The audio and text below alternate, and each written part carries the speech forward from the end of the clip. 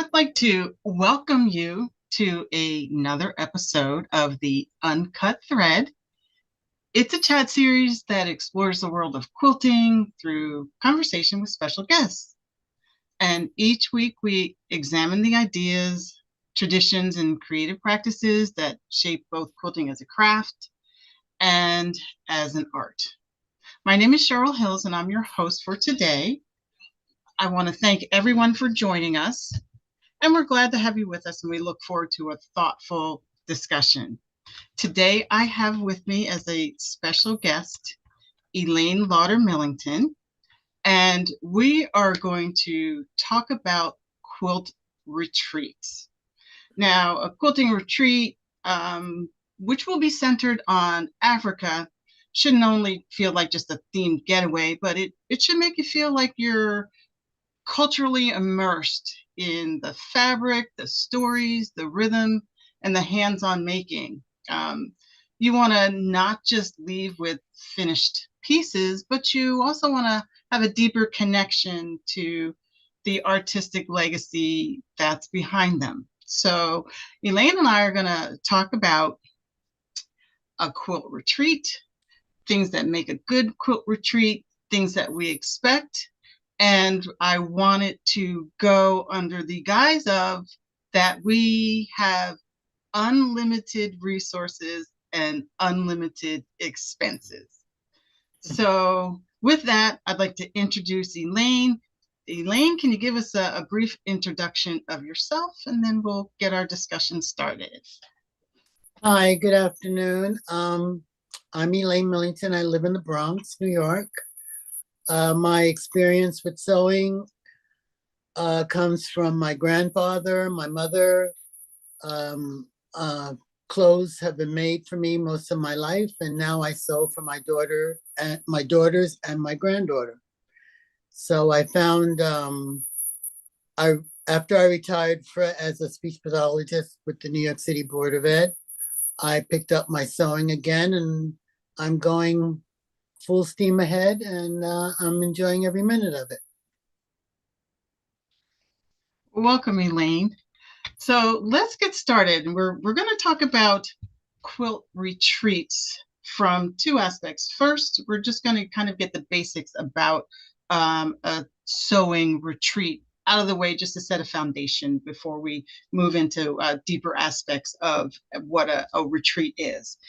I can speak from my own personal experience. I've been to one person's retreat several years over, and although it was not an exclusive quilting retreat, it was a sewing retreat, and I personally did quilting at this retreat. It was a retreat that was limited to 16 people. It took place in a retreat center, a religious retreat center, where we were the only people at this establishment. So we all had our own rooms and access to the facilities 24/7. We had a person who was the chef who cooked all three meals for us while we were at this retreat. And it was just a great time to sew, fellowship, in addition to soothe your soul, heal your soul if you needed it, just by nature of the place.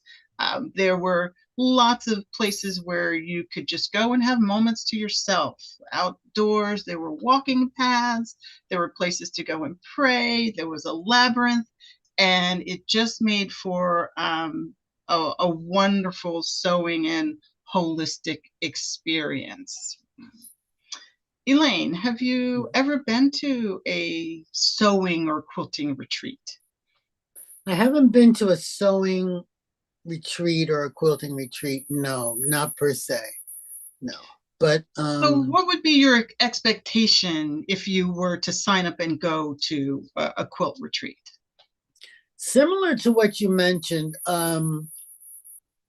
being surrounded by ladies, gentlemen who have the same feeling for fabric and creativity, away from the hustle and bustle of, I guess, heavy traffic and commotion, so you could really focus on what you're creating. Possibly if it's a joint venture where over a weekend or 4 days, what have you, you come together and collaborate and create a piece that to use as a memorabilia for later on would be something similar. Mhm.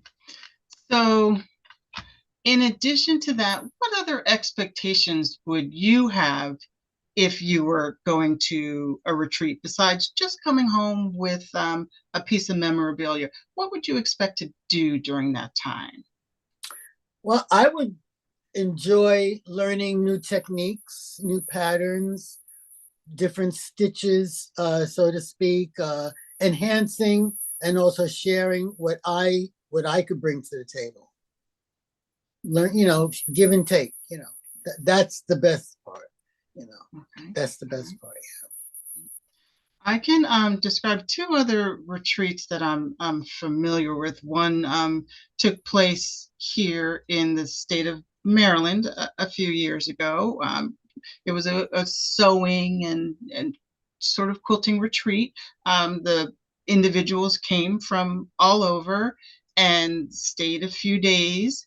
And in addition to bringing their own projects to sew and create, they also were provided projects to do by the leaders of the retreat. Oh, So they made slippers and they made head wraps and a few other items that were projects that were assigned to them or provided for them to do, and it was optional during that retreat time. Another retreat that I am familiar with is one that takes place in Las Vegas, and it is an exclusive quilting retreat. And it's always themed, and the people come from all over the country. They're provided their housing and their meals and their transportation from the hotel back to the sewing venue. And in addition to that, there are classes that are held, teaching techniques, teaching specific actual quilts they can sew. And then there are other projects that they can do to make seam rippers and other extra curricular activities that are included in that retreat as well, which sort of rounds out the experience. So you get a little bit of everything in the retreat experience. right. So, Elaine, is there anything specific that you would like to see if you were going to retreat, just for yourself? Can't think of anything specifically. Like you said, if it was a project that they told us ahead of time, um, if it was a project, so to speak, well, or a theme, I should say, and everybody interpreted the theme to their advantage, they could. It's like a collaboration. I thought of it this way, they thought of it that way. Something like that might be interesting to see come together. Different aspects from everybody else involved, and the size. Now you mentioned, I forget how many people you mentioned, but a manageable size is always great. The one that I went to was 16. The one I was talking about in Las Vegas was 75. Well, I can imagine. Well, Las Vegas is bigger. So, yeah, that's a large group of people, but with enough staff, I think it's probably Mhm. manageable. Although it's harder with that number of people to make lots of different personal connections with people. It's a Right. little bit Yeah. harder to do with 75 people. But Yeah. so let's talk about an African themed quilting retreat. And Mhm. you and I are going to create this retreat, and we're going to add all the things that we think should go into a retreat with an African theme. And what I'd Mhm. also like to do is invite anybody who's watching at this time to put in the chat things that they would like to see in an African themed retreat. So we're going to set the foundation for the beginning of the retreat. What what types of things do you think that we should start with in this African themed retreat? What would be one of the first things people would do when they arrive? Well, you'd have a welcome meeting to try and organize our thoughts collectively. Possibly ahead of time, notices could go out as to, bringing fabrics and things, personal items that they would like to incorporate. Maybe at the welcome, decide on if we're going to do a buddy system, or are you going to, is it just going to be one individual, and depending on how many squares or blocks or whatever, something along those lines. So you brought up some great things. One, a buddy system. I really like that idea, especially when people are coming that don't necessarily know each other. It would be great to have a system where you are paired up with one person who could Bounce just off be ideas and there. whatever. Yeah. Just to make your experience a little more comfortable, just so you have somebody that you could go to. That would be great during that time. I think that's a wonderful idea. Now, having brought projects, when you go to a retreat, you bring your own projects. What type of projects would you think people would bring to this type of retreat? Well, blocks, of course. I would say, yeah, a block, nothing too cumbersome, manageable to work with. Well, of course, you're going to have your favorite tools and whatever. Something organized, so you're not all over the place. Your threads are situated in a roll-up sort of a thing where you're not always hunting for whatever you're looking for. So. All right. So I like the idea that everybody has their own station. Everybody has an opportunity to set up. And, usually during that setup, that's when people start milling around and seeing what other people have, seeing the machines they have, seeing the notions that they have.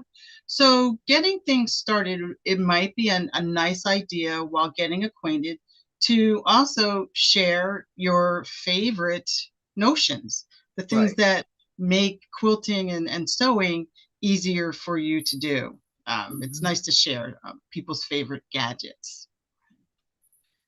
So or have now a quilting apron or whatever with pockets. Absolutely. I remember going to my dealership, and we had a presenter come in, and I came in with an apron to put, because I know me, I put something down, I won't be able to find it or whatever. So one of the ladies said, "Oh, the apron, that's a good idea." I said, "Yeah, I know me." So yeah. Yeah, and then it's just nice to be able to share those types of things. So you're now at the retreat, you're set up, and you become basically acquainted with the rest of the people that are in attendance. Now we need to start maybe emphasizing the vision and the purpose of this African themed retreat. What would it mean to you to go to an African themed quilting retreat? What would your expectation be? First of all, it would be the fabric. Well, as you know, I just came back from 9 days in Ghana with So Creative. We went on a quilting, well, we went on a sewing excursion, I guess you want to call it. And the theme was we learned how to make our fabric. Not well, I shouldn't say make the fabric. I should say make the designs on the fabric. We also learned about how the Kente fabric was actually loomed. So all that, once you've experienced that, you look at fabric differently from now on. especially when you're looking at Kente fabric. You don't want you look more for the way for the actual loomed fabric instead of this, printed fabric. So that is an eye opener. As far as an African themed quilting retreat, you're going to learn about the symbols, what the symbols mean, and how you want. Because when you're wearing one of the shirts or whatever, and someone asks you, "What does that symbol mean?" You get to know. Well, it means unity or honesty and things along those lines. So, getting to learn the culture is interesting. So, how would you begin to introduce those types of things? What would you do to introduce African textiles? And what textiles would you include or exclude when you're getting the group acclimated to the theme? Well, maybe a little knowledge before heading, asking each participant to Google information on what types of fabric. Now, basically, it's cotton, yes, but is it just cotton? What type of cotton? How tightly woven is the cotton? Um, what kind of dyes are used? What do you do for looming? I mean, is it yarn? Is it thread? And things along those lines. Because that's what you do encounter when, especially when we went to see the looming, it was an eye opener because, well, we have an idea, I should say, of how looming is done. But to actually sit there and see someone get into the little apparatus, I guess you want to call it, and use their hands and their feet to actually loom the thread back and forth. It's very, it's very, and the speed at which they do it, it's like, and these are young ones who've been doing it for since they were like 5 years old, and it's just magical to watch.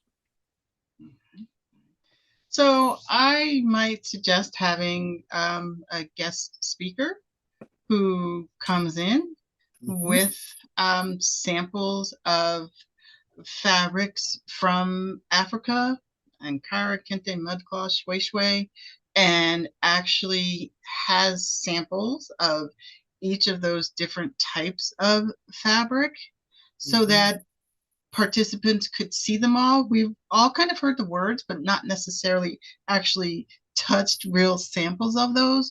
So one of the activities that might be a great way to get a African themed quilt retreat started would be to introduce the participants to all of the different types of fabric with samples, and then they could begin to learn how those fabrics could be incorporated into the quilting that they're doing.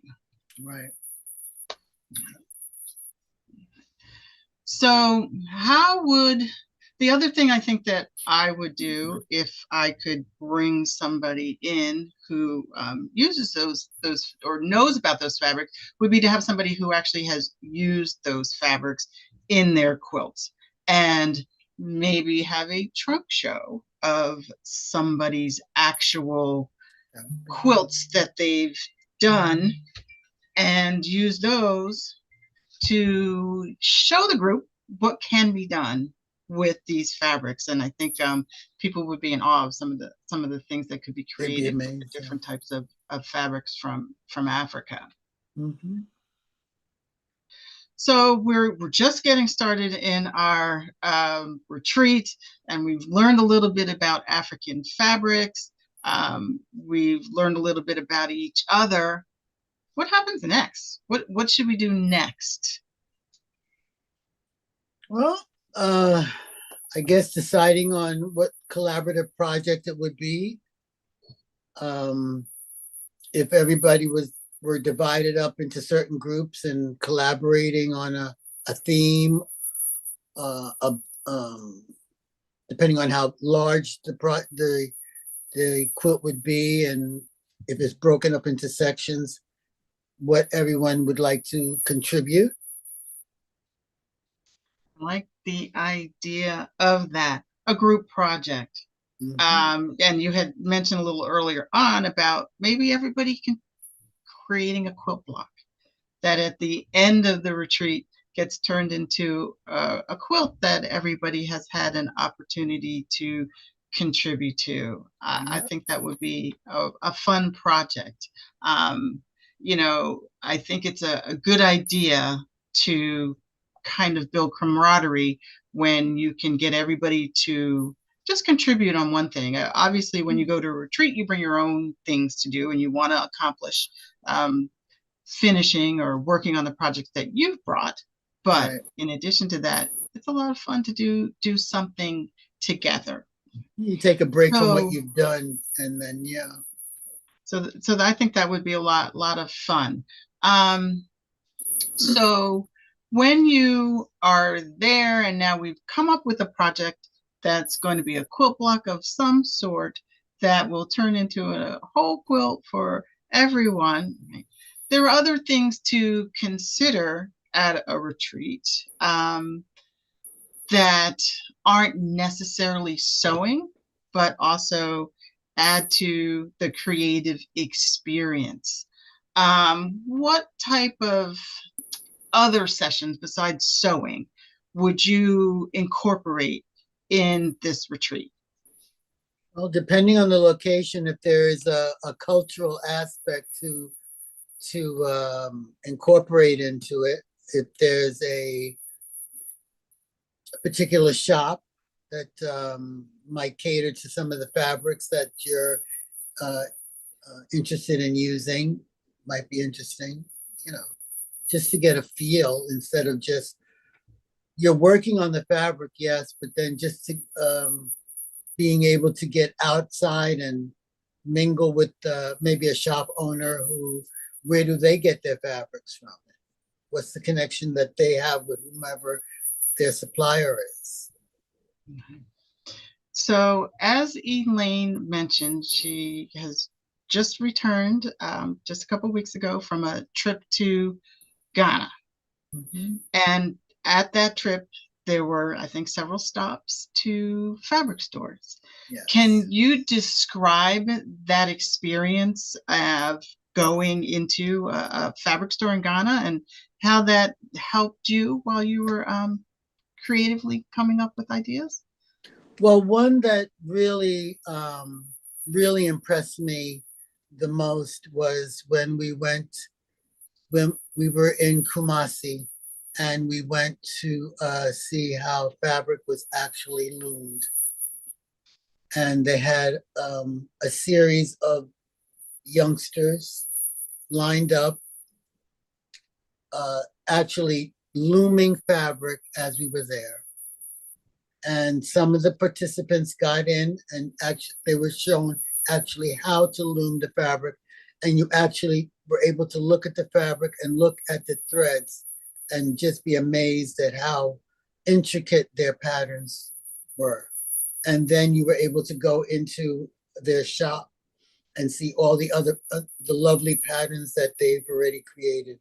It really was from the threads, just a simple thread, and then 4 or 5 threads, and how they interweaved it, and how they knew how to do the pattern to come up with a whole piece of fabric was very impressive, very impressive. So, from a quilting standpoint and looking at that fabric, how do you think you could incorporate that into a project of your own? Well, you could match it up with if you had a piece of if you had fabric that you had already brought with you, or even if it's not with you, but you said, oh, I could use this piece to go with something I have at home. And then that would be a remembrance from whenever you made that project of of how you incorporated it, the African fabric to the fabric you had at home, would be a piece that you would keep, even if you, and even if you were giving it as a gift, that person would understand that it was something meaningful that they were receiving from you. It wasn't just something that, you know, you bought at the store, whatever. Okay. All right. I like that. So we are going to talk a little more in depth about Elaine's trip to Ghana, and she has some wonderful pictures to show us. Right. We're going to move just a little further into our quilt retreat with our African theme, and we're going to talk just a little bit more about learning and the cultural connection. And you've talked about weaving Kente cloth into that. What other types of activities around African fabric do you think that could be incorporated into this retreat, even before we actually start sewing or working on our projects? Well, one of the places where we went, we were able to, they gave us fabric, 2 yards of fabric, and we were able to imprint our own designs onto this fabric. And the certain place had sponges, had a wall of sponges with different shapes and designs on them, all with African influence and meaning to it. And you got to pick whichever one you wanted. You were able to pick as many as you wanted. We had 2 yards of fabric, and some people, and you could do it in a row. And we could do a pattern. Some people did one row of one shape or animal, and all the way down the whole length of the fabric. Once you pick your fabric, so let's say I picked a pink fabric, okay? And then I picked maybe 4 or 5 shapes. So after the dye is a certain color. So once you've done your imprinting of the shapes on the fabric, your fabric is then, and then you pick a dye that's going to dye your fabric, but the original pink fabric will be the shape that will remain. And once you did it, you picked your shapes, you did your imprinting, the fabric was washed, and then it was laid out to dry on the grass in the sun.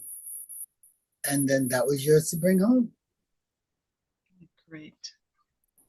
So Elaine has some pictures to share along with some additional explanations about her trip to Ghana, which will explain some of the things that she's told you about.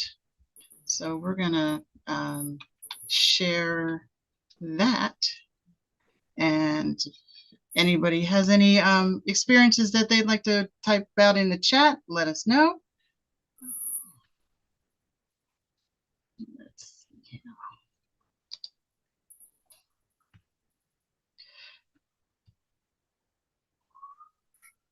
Oops. Okay.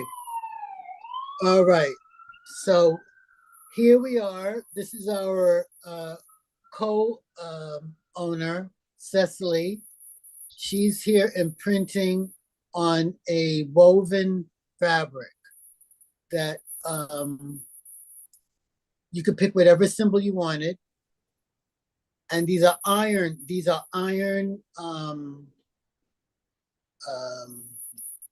casts or dies or whatever. Yes. So they're different, all these shapes down here, these are all the shapes, and you picked whatever shape you wanted to, and you stamp it and go along. And it's like a scarf around your neck. So Elaine, can you describe that texture of that fabric? It looks that a little is heavy. okay. That is not a cotton. It's more of a woven, an acrylic. It's like an acrylic. Okay. And about how long was that piece of fabric? About a yard. About a yard, I Okay. would say. And is this the fabric that was actually laid out to dry in the Well, sun? that will be laid out. That this isn't the fabric that was that's not okay.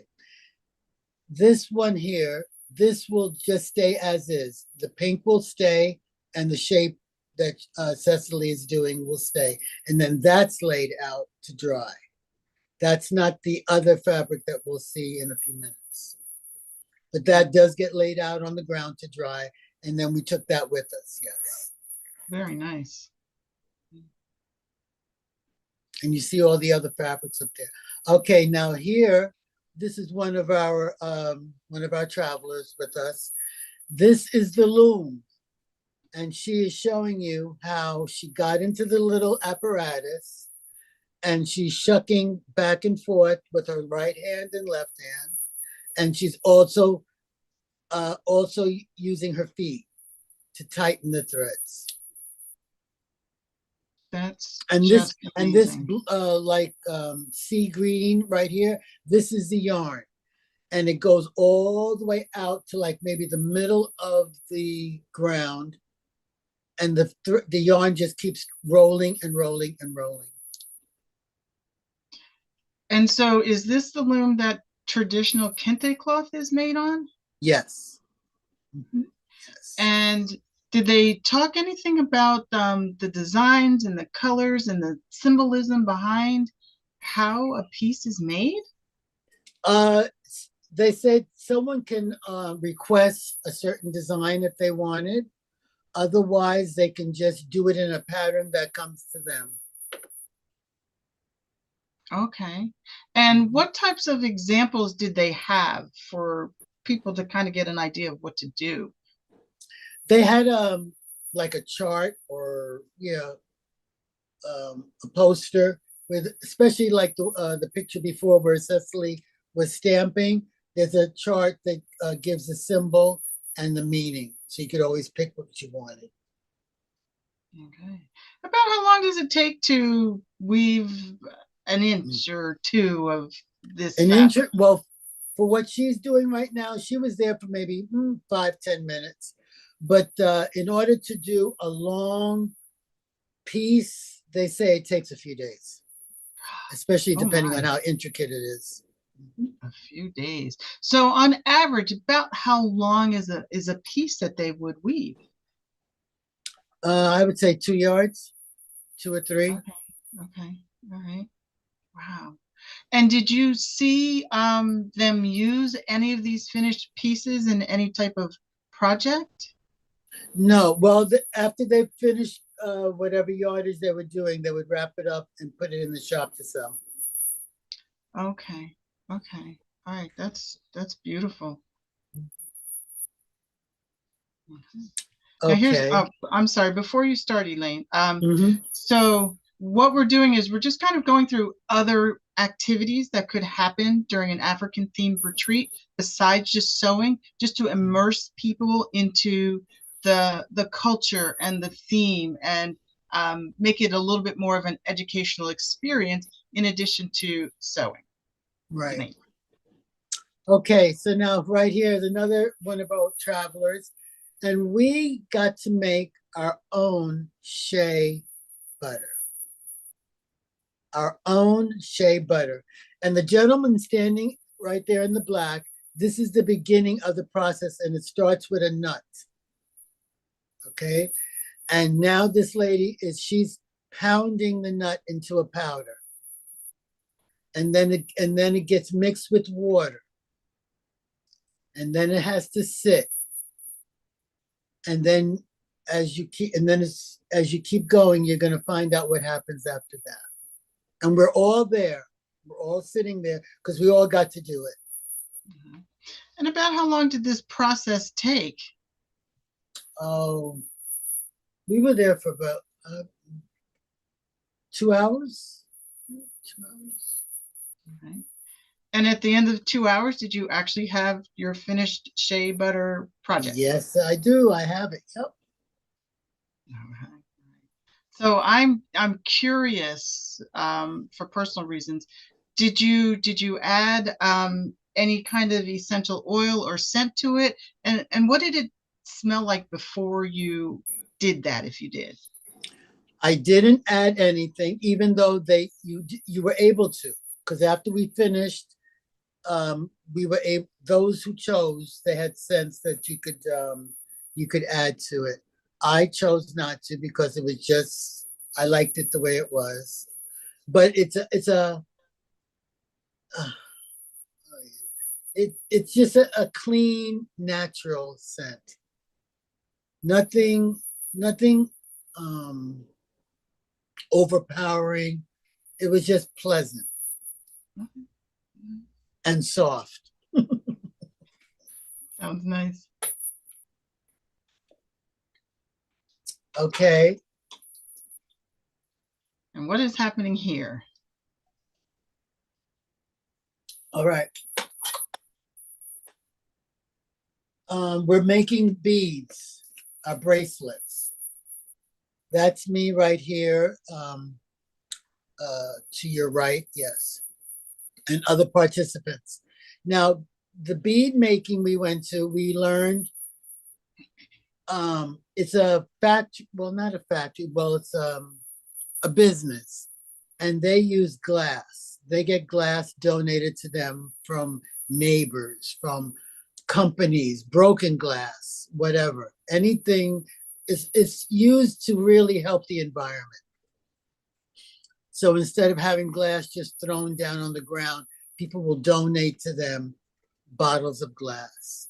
And that glass gets ground, steamed, heated, molded into beads.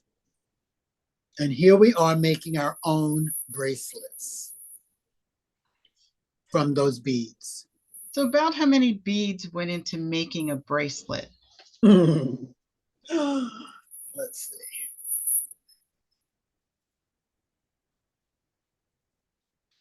Not 12, 12, 12 or 13, yeah. And then at the end, before your bracelet is totally finished, your name is stamped onto the other end of the bracelet in gold on front and back of your bracelet. Yeah. Okay. So you've been totally immersed into the African experience creatively, Yeah. in addition to sewing.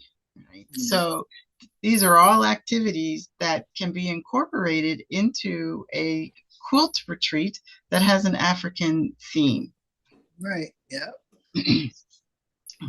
So at this point, I actually had a surprise guest who was going to join us from Kenya, and at the moment is not able to join us, but I'm going to speak on her behalf. And this is something that's near and dear to me, and I think is an important thing to consider when you're going on a retreat, and that is your mental health and well-being. And one of the reasons why we go on a retreat is to be able to do our creative activities, be able to just rest and relax and soothe our souls and heal our souls. And Joanne Oport is the founder and CEO of a nonprofit here in the US, based in Texas, called Africans for Mental Health. And that organization will service anyone from the African diaspora, people of color, or anyone for that matter of fact, for any kind of mental health needs that they have.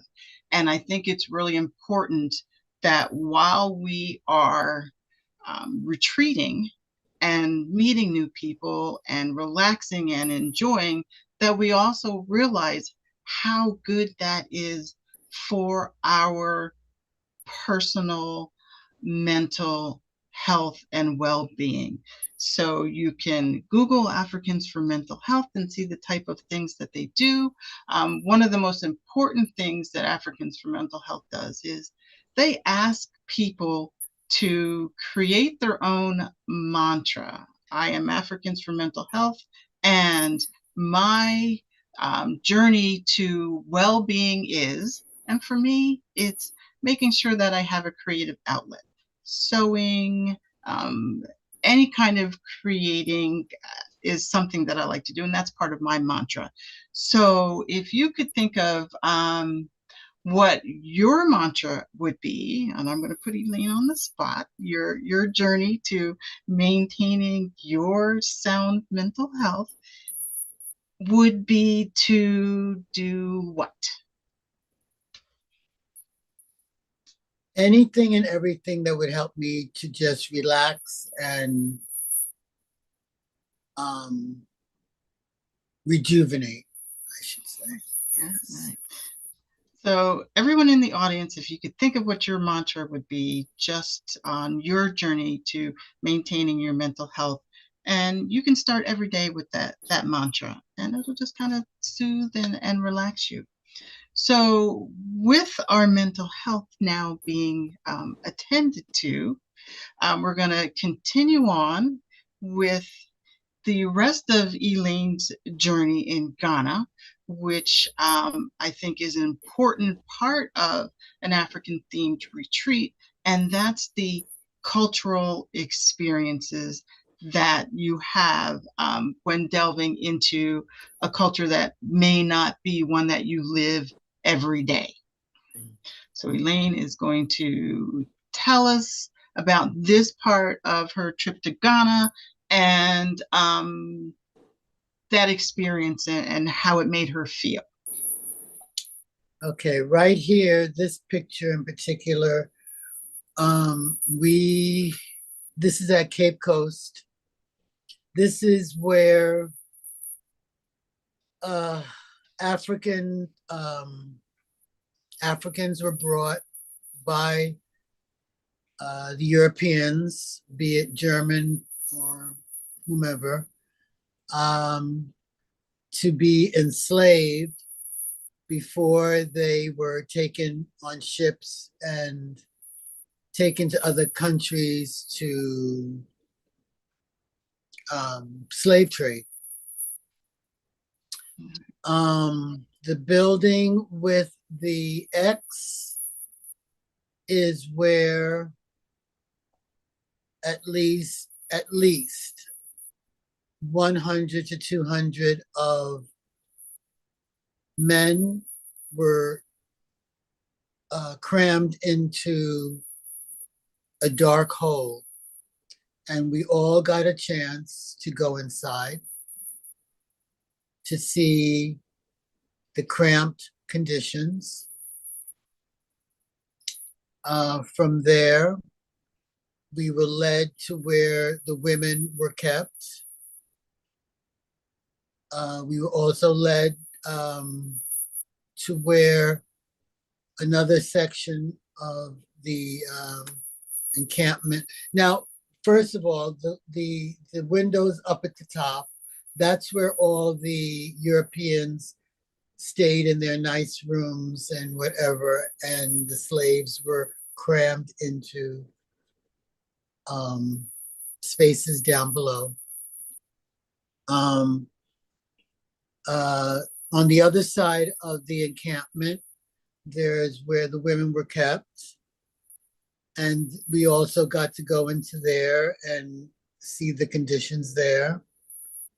And then there was also another room that we were brought to, where if for some reason somebody was sickly or poorly handicapped, whatever, they were brought to that room. And there was a ledge where they could just be pushed out into the sea because they were not suitable enough to be taken on the ships. So, yeah. This spot here, this is the river of no return. You were able to get down in the water if you wanted, which I did with some others. This is the last. This would be their last connection with their country before being shipped off. So the river of no return. And this is where it's they wouldn't we weren't allowed to take pictures, but we had a photographer who took a picture of us. But we were told as we were approaching, we could not take pictures of this sacred area. But just that one picture could be taken. And not everybody went down. Not everybody felt the urge.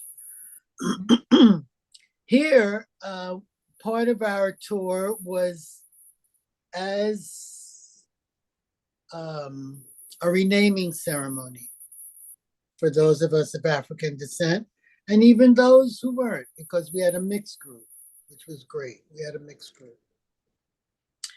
And the chief was renaming us. It went according to your birthday. So if if you were born on a Tuesday, your first name is Abina, which I have. And then every day of the week had a different name as your first name.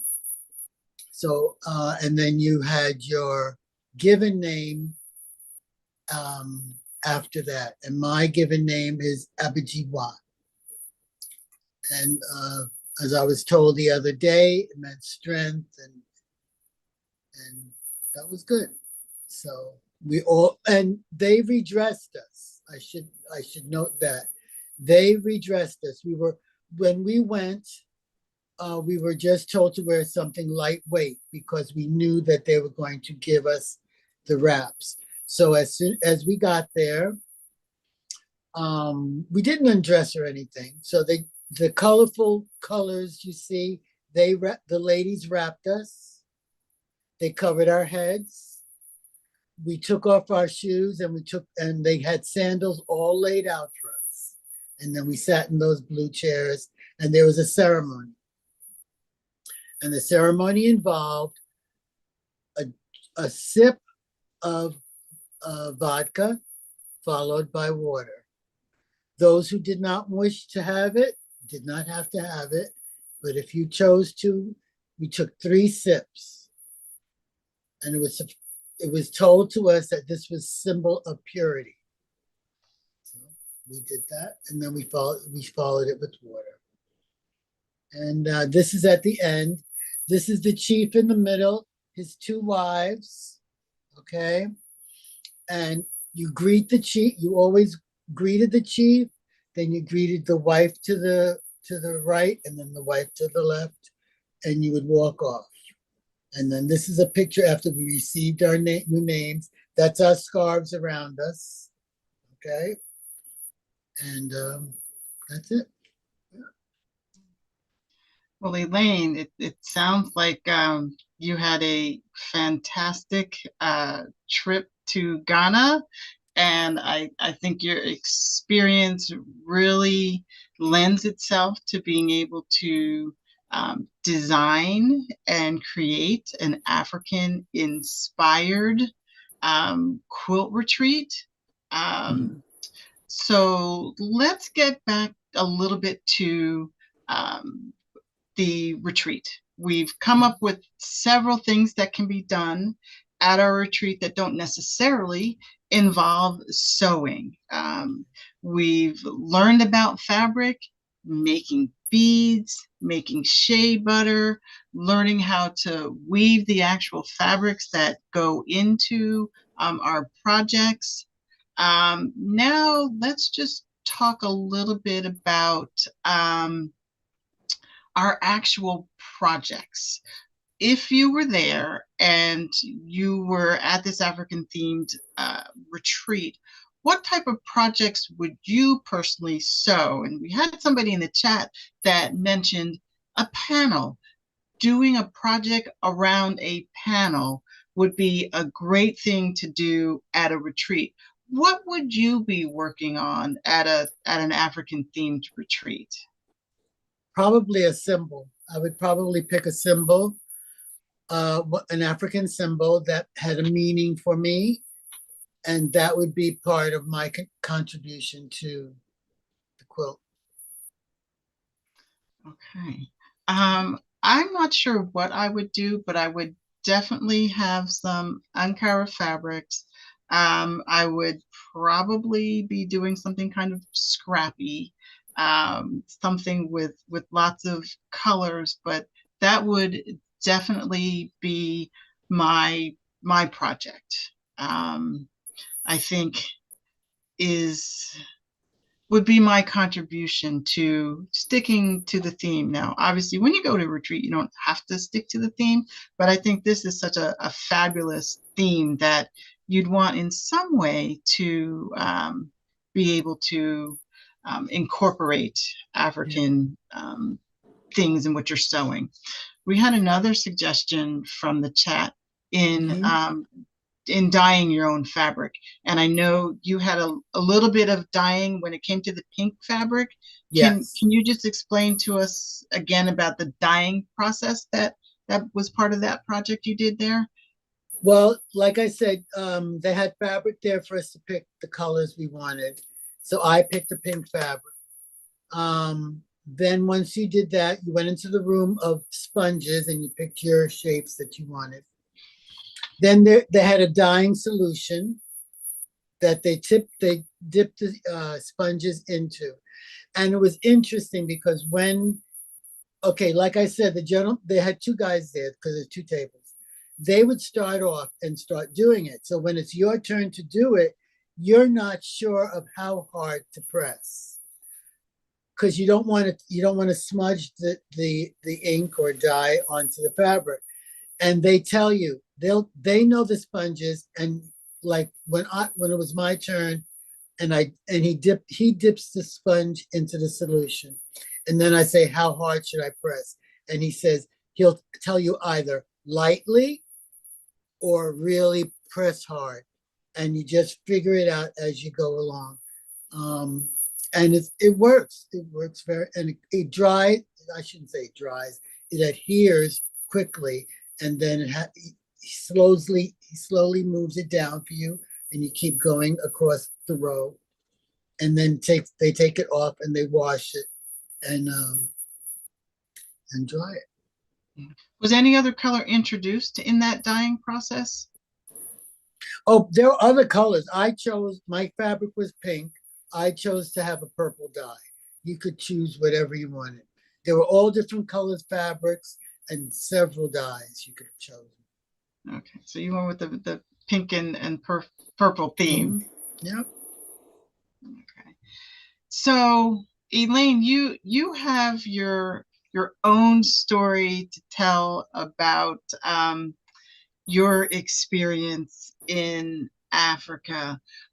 When creating a retreat with an African theme, um, can you talk about what might be a risk if you just skipped the history, skipped some of the things that educate us about Africa, and go straight to sewing? What would be missed based on your experience? What would be missed if that didn't happen at a quilt retreat? I don't think you would make a connection. The whole lot, well, in my point of view anyway, uh, why I wanted to go to Ghana with So Creative was because I wanted the experience of the African nation, of the fabric that I like. I wanted to learn the history behind the fabric.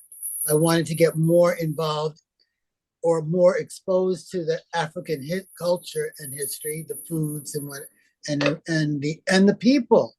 You know, the people are very friendly and helpful, and you just, yes, you meet natives here, but just to be there in their land and how they treat you, and So sewing without the culture, I don't. For me, I don't think it would. It's you're losing something. You're not because I've learned so much more from. I've been buying the fabric, but now I have a more deeper understanding of using the fabric and creating with the Okay, all right. So let's talk about all these wonderful activities and things that we can do. How do you recreate that outside of Africa? What fabric. could we do to create this African theme, but not necessarily be in Africa when our retreat happens? What can we do? uh, find those who came here and are setting up shop and mingling with them. Just I don't know. Just trying to immerse yourself more with people from that area, and uh, keeping in touch. I mean, there. I mean, like the shea butter, you're able to buy it. I mean, they gave us websites. You can keep ordering, and they will send. And the same thing with the beads. So so for us, supporting them as much as we can with the So I resources think we that's a have. great idea. I think that's a great idea. Maybe you don't have the opportunity to make shea butter or to actually make those beads, but Hmm. having those things available for participants to see and learn about, I think Yeah, is a great way because to a lot of us immerse. said, I'm sorry, a lot of us said we would be ordering shea butter from this company, and more, and definitely so, because you actually, because even though commercially they say it's shea butter, you're not getting the same quality as what we saw made, or what we made. So So I'm going to give a little plug for Miriam's Quilt Africa Tribe subscription box for 2025.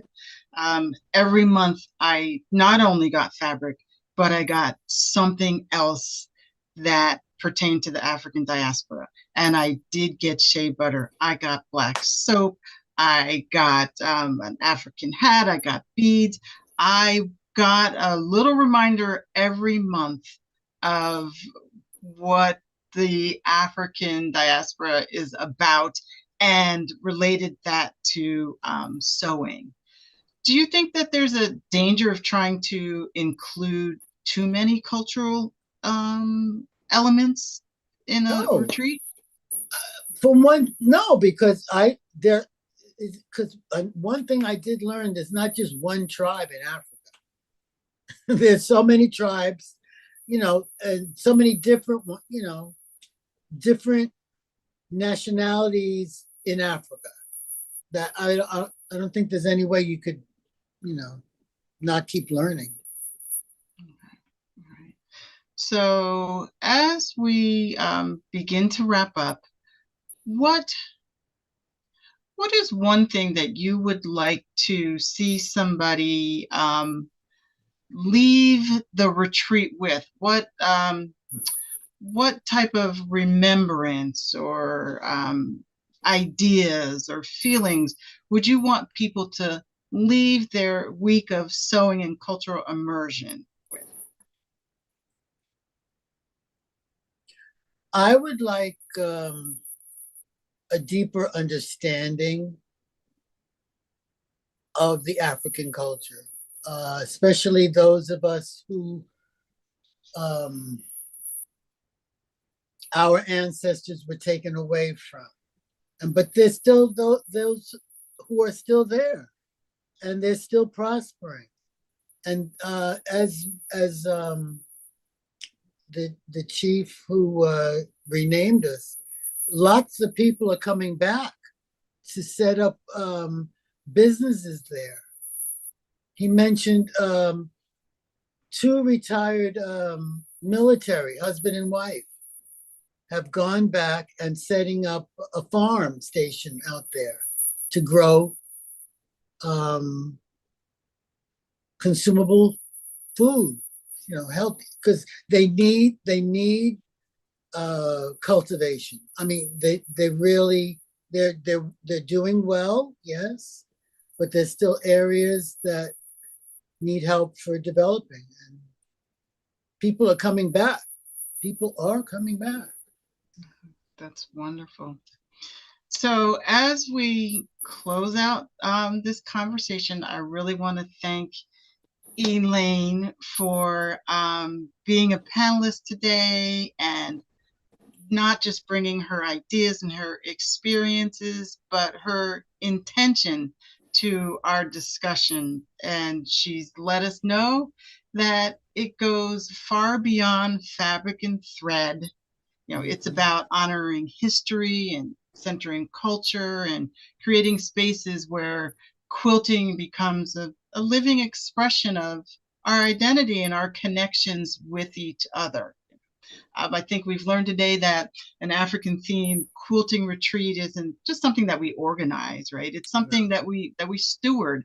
We want to be thoughtful about it and tell stories about it. We want to elevate the voices that support it, and we want to respect the traditions that go along with it. So let's continue to stitch together in our spaces.